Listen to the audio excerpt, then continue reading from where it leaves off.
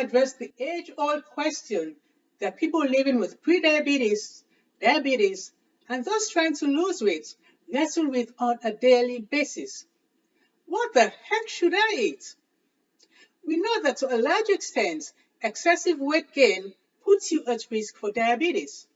And when you're diagnosed with the disease, one of the things your doctor tells you to do is to lose some weight. Now, this is why type 2 diabetes and weight gain are so closely linked. When you're living with diabetes, your blood sugar level increases and your blood insulin level also increases. When you eat, insulin is produced by the body to process and transport glucose in your blood to the cells where they could be used as energy. Glucose is the breakdown of carbohydrates to simple sugars. And insulin is a growth hormone, and one of its jobs is to give a signal to the body to store unused food source as fat, mostly carbohydrate foods, and to a lesser extent, protein foods. So when the mechanism to transport carbs or glucose to the cells is faulty, the glucose in the blood remains high because it can't go into the cells, and insulin also accumulates in the blood because the body senses that there's a lot of glucose in the blood that needs to be transported into the cells. So the body keeps producing more and more insulin to process the glucose. It soon becomes a vicious cycle. So now your blood sugar is high, your blood insulin is high, and you're gaining weight because the insulin is telling your body that there's excess glucose in the blood to be stored because it's not being used for energy. You now are at the point where you've done everything you've been told to do to maintain stable blood sugar levels and lose weight. But neither your low-calorie diet nor your medication seems to be doing the job. There are many things that affect blood sugar levels, but your diet, that is what you eat and how you eat, have the biggest impact on your ability to maintain consistent, stable blood sugar levels. I'm going to tell you what you need to eat to move the needle on your weight loss journey and bring down your high blood sugar levels. Because a great part of your results depends on what you eat and how you eat. You first need to make a shift from that calorie-restricted diet to a low carbohydrate or low carb diet. And this is why. All carbs are not created equal. I'll say that again. All carbs are not created equal. For example, eating 100 grams of calories from white bread, cake, or a donut has a completely different effect on your blood sugar level than eating 100 grams of calories from a kale, squash, cauliflower, or broccoli. So if you're counting calories, but the carbs you're eating are from foods like donuts, white bread, cakes, you get the picture. You're not going to see improvement in your blood sugar levels. In fact, they are more likely to spike a lot and get worse over time. There are certain carbohydrate foods you should eat, some you should avoid, to make your diet a low-carb one in order to achieve and maintain those stable blood sugar levels. The best thing you can do for yourself is to get rid of processed foods. And these are foods that don't look anything close to their natural states. When you look at their food labels, half of what's listed as their ingredients, you can't even pronounce. You need to eat mostly whole foods. And these are foods that are close to their natural states. I'll talk more about this in a moment. You also need to focus on what you can eat, not on what you cannot eat. Making this mindset shift will make you less stressed out about food. I'm going to talk about the three main food groups or macronutrients and how they affect your blood sugar levels. These food groups are carbohydrates, proteins, and fats and oils. I put fats and oils under fats. Of these food groups, carbohydrate foods have the biggest effects on blood sugar levels. But as I said before, all carbs are not created equal. I'm going to talk to you about the carbohydrate foods you should eat more of, the ones you should eat less of, and the ones you should just stay away from if you want to see consistent, stable blood sugar results with your diet. I will start with unrefined carbohydrates. These are your non-starchy carbohydrates and fibrous carbohydrates. These foods occur naturally, they cannot be digested completely, and they are absorbed slowly, which causes a slower rise in insulin. The bulk of your diet should be unrefined, non-starchy carbohydrates and fibrous carbohydrate foods. These foods usually grow above ground and they include non-root vegetables like zucchini, squash, cauliflower, broccoli, asparagus, tomatoes, cucumbers, Brussels sprouts, bell peppers, eggplants, mushrooms, and leafy greens. I want to mention legumes such as beans and lentils at this point. These are good sources of protein for vegetarians. However, they have more carbohydrates than the non-root vegetables. You can limit these if you are using other sources of protein. Under unrefined carbohydrates, we also have starchy carbohydrates. These also occur naturally. They're digested into simple sugars and absorbed quickly, spiking blood glucose levels and insulin levels. These foods should be eaten less often and should make up only 10 to 20% of your meal when eaten. These include grains such as rye, barley, buckwheat, spelt, black rice, basmati rice, parboiled rice, and quinoa. Noodles also belong to this group.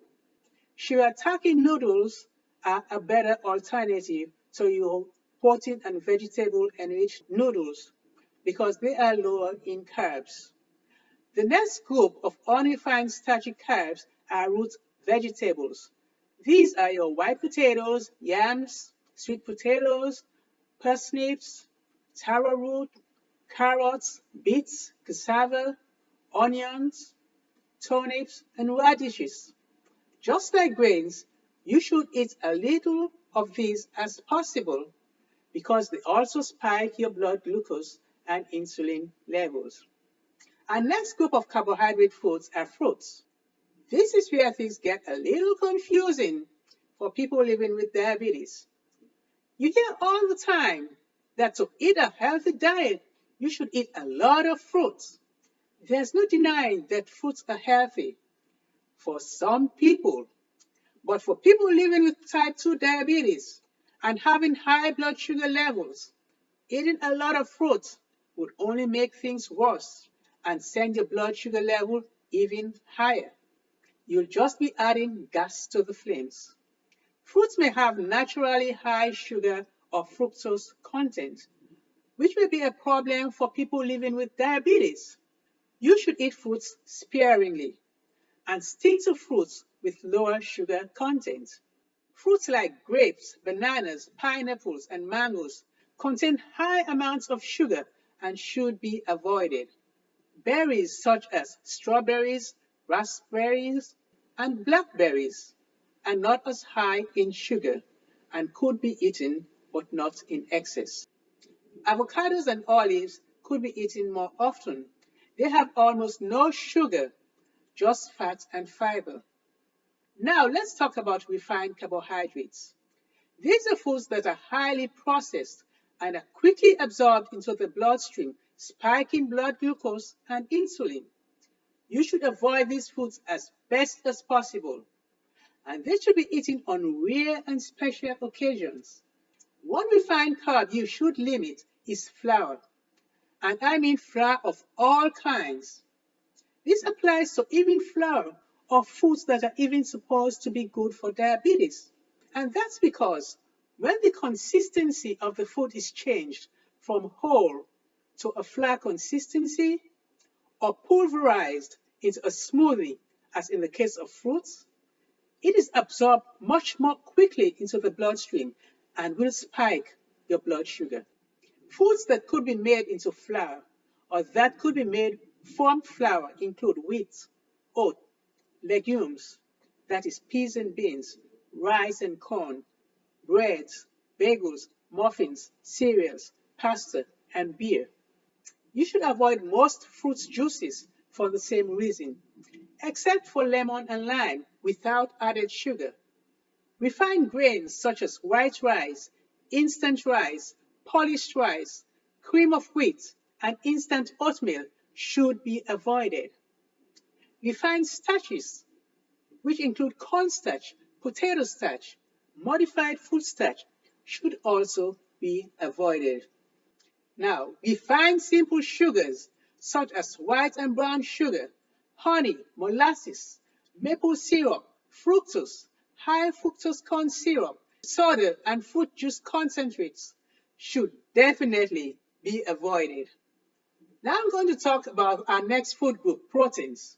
Proteins, when eaten, generally produce a moderate amount of insulin, usually less than carbohydrates, but higher than fat. Plant proteins, such as beans, come with carbohydrates and are therefore higher in sugars. They stimulate higher insulin response than animal proteins, such as beef, fish, or chicken. Beans and other legumes, almonds, chia seeds, broccoli, dark leafy greens, mushrooms, and soy products are all sources of plant-based proteins. Plant proteins are used less efficiently than animal proteins by our bodies.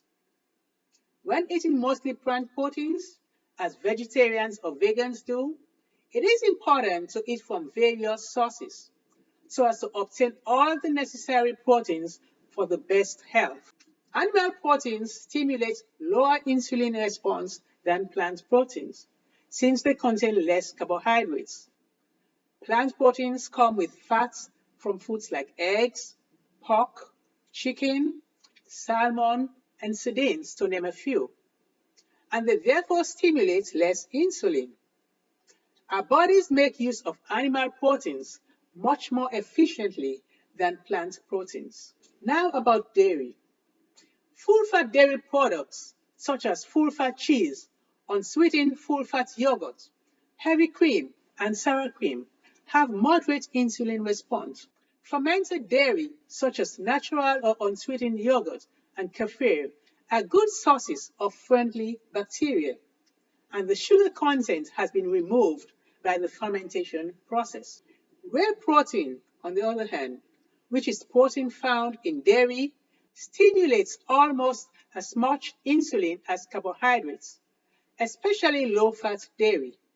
You are better off taking heavy cream or full-fat dairy because they are absorbed more slowly by the body. Not everybody tolerates dairy well. A lot of people are allergic to dairy without even realizing it. So in some cases, dairy needs to be eliminated. Let's take a look at nuts and seeds. Some nuts and seeds are higher in healthy fats and are therefore low in insulin response. These include chia seeds, flax seeds, macadamia nuts, Brazil nuts, pecan nuts, walnuts, hazelnuts, and others like almonds, pine nuts, pumpkin seeds, sunflower seeds have moderate insulin response, while some other well-known nuts like cashew nuts, chestnuts, and pistachios have high insulin response. Now I want to bring your attention to healthy fats. Natural fats should make up a great part of your diet. Natural fats are those found in foods like your meat, and that is any kind of meat, poultry and eggs, fish, and seafood. If you can afford it, you'll be better off eating grass-fed beef, free-range, hormone-free chicken, and wild-caught fish, not factory-farmed. Oils such as avocado oil, extra virgin olive oil, coconut oil, palm kernel oil, macadamia oil are great options because they have not been processed a lot. Buy organic when you can. For healthy dairy, you want to eat unprocessed cheese and full-fat dairy, ghee, and butter. More and more studies have made the case for us to have healthy natural fats in our diets, which go against the previous recommendation of low-fat foods, which got manufacturers to increase the sugars in the low-fat foods to make them taste better. I would suggest that you eat these foods in moderation and not in excess. The fact is, eating a lot of fats that you do not use up as energy will get stored by the body, and this will defeat the purpose of a weight loss goal. Fermented dairy, nuts, and seeds are all good sources of healthy natural fat. Natural unprocessed fats are a healthy part of a low-carb diet. They provide us with essential fatty acids and help to keep us full. There are some foods that you need to avoid altogether when possible. The problem is not in the foods themselves, but in what's done to them during processing. These include margarine, refined oils such as vegetable oil, soybean oil, corn oil, and most of the seed oils. Processed cheeses such as cheese slices wrapped in plastic, canned or spray cheeses, cheese found in tubes and boxes should also be avoided. Processed meat such as bologna and hot dogs are also not good for our health. These have nitrates and nitrites added to them, which have shown by studies to increase the risk of cancer. Now, let's take a look at fruits, which are sometimes called nature's candy. It is best to eat fruit occasionally rather than daily. Sweet fruits contain natural sugars called fructose, which play a role in insulin resistance. Fruits can be put into three groups based on their sugar content and insulin response. These are safe fruits, fruits you can eat in moderation, and fruits you should limit completely. Fruits that are regarded as safe because of their low sugar content include avocados, olives, raspberries, blackberries, strawberries, coconut meat, lemon, and lime. Fruits to eat in moderation include blueberries, peaches, cherries, plums, apples, pears, and kiwi because they have higher sugar content. And fruits to limit completely include bananas, grapes, mangoes, and pineapple because these have the highest amount of sugar content. I know these are the fruits we all love to eat. Now, let's take a look at sweeteners. You need to avoid sweeteners. I know this may sound confusing since sweeteners have very little or no calories in them. However, sweeteners drive insulin levels up, so it's best to avoid all sweeteners. And I mean both natural and artificial sweeteners.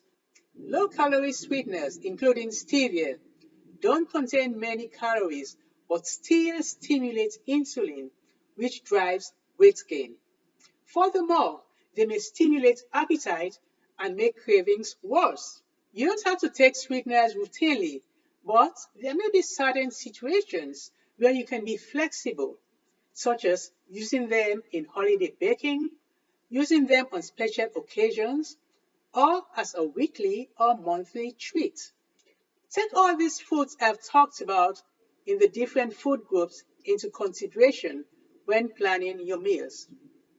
Careful planning and blending of natural or the least processed foods into your daily low-carb meals will get you the great results with blood sugar levels and your desired weight. I would like you to share what you're eating to maintain stable blood sugar levels. Let me know what you're struggling with in terms of your diet and what you need help with. If you would like to know more about what to eat to maintain stable blood sugar levels, lose or maintain a desired weight, and feel great, you could either leave me a comment below, Message me or sign up with me for a free mini coaching session by clicking on the link.